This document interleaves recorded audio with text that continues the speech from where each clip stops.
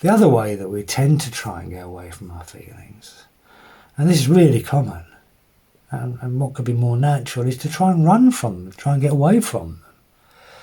Now, I know people that have gone half around the world to get away from their feelings. They keep turning up again. They'll move places to try and get away from themselves, but there's a catch there. They will always find themselves eventually.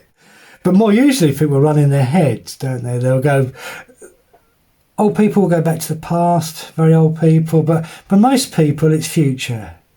In the future, when this has happened, then I'll be all right. In the future, when lockdown's over, then I'll be all right. In the future, I've got this new job, then I'll be all right. In the future, when this has happened, then I'll be all right. Well, as we explored in the second class, that doesn't relieve you of your suffering, but it adds to your suffering, because this future that's going to make you all right actually creates suffering. It creates that wanting, that craving, that restlessness, that it's just need to be somewhere else, on top of the original pain. So that's pain on top of pain on top of pain. That's not a good strategy.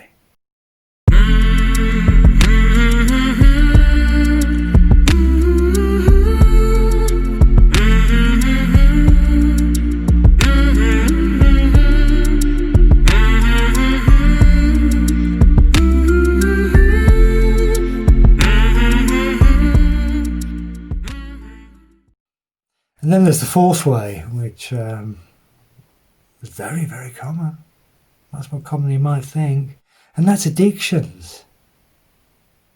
People might avoid playing with alcohol. That's a trap I fell into. I had a very serious drink problem many years ago. We started quite young. I learned that if I had a drink, then I was less conscious of my anxiety.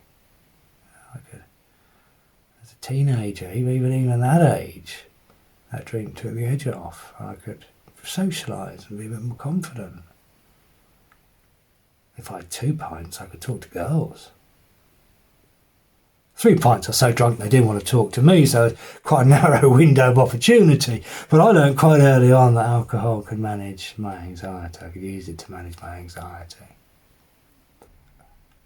But then, of course, as any addict will tell you, after a while what happens is the behaviour that you're using to avoid your pain starts to cause your pain, and then, well, what do? Well, more of it, of course, don't you? And that's the addict's bind, isn't it? Now, your problem may not be drinking drugs. I'm not suggesting it is. I'm sure you're all well-functioning people. But there's lots of ways that we might have addictions in our lives. It might be to exercise, it might be to food, it might be to shopping. I'm addicted to shopping. We buy something to feel better, and then we get the credit card statement and we feel terrible. It's classic pain behaviour, isn't it? I think one of the most common ones of all, it is the most common one, is your smartphone.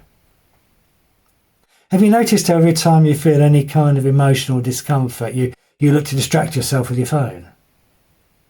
I'm a bit bored, or Candy Crush. Now I'm really bored. I feel a little bit down about my life. I check Facebook. Oh, everybody's got a wonderful life and the kids are all perfect. And it's classic pain-provoking behaviour. It's adding to suffering. I'm feeling a bit irritated. I go on Twitter. Well, I'm going to have a row in no time, aren't I?